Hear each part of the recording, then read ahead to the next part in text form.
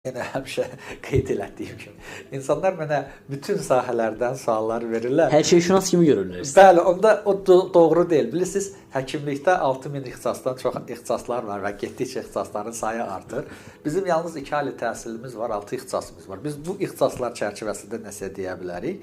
Əlbəttə, onun bir sırası da mən cərrah olduğuma görə ümumi səhra cərrahı və ümumi cərrah və fiziatr, onko cərrah kimi bu sahələrdə nəsə deyə bilərəm.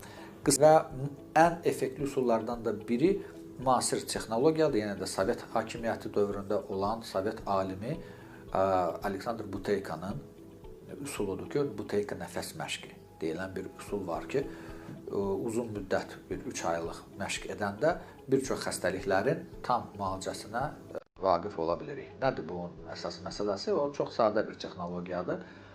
Əsas məsələ uzun nəfəs vermək, qısa nəfəs almaq. Ancaq burnundan 15 dəqiqə, təxmini belə göstərirəm.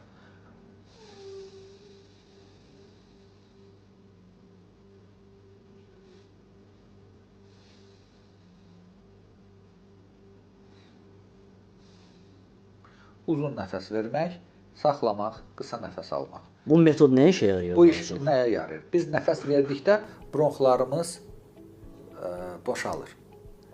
Bütün xəstəliklər isə bronxların sıxılması nəticəsində baş verir.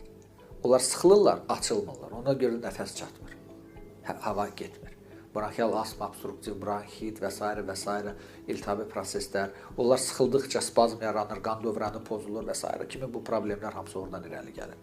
O nəfəs məşqini amma daim eləmək lazımdır. Gündə 3 dəfə, 15 dəqiqədən, ən azı 3 ay ərzində.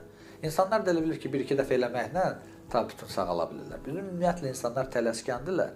Onlar elə bilirlər ki, tez bax bu dəqiqə nəsə ver, hansısa bir həbdən ver, iynə vur, sistem qoş, nədirsə tez bir dənə sağalıb ondan da qutarım. Yardımçı kimi yarayar. Qızdırma kəsmək, qanı kəsmək, ağrını kəsmək, qısa bir sürədə, qısa bir dövr üçün o yararlıdır, amma o müalicə deyil.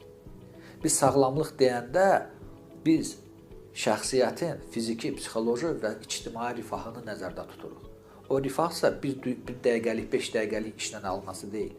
Ona gərək xüsusi dünya görüşü olsun, xüsusi yaşayış tərzi olsun.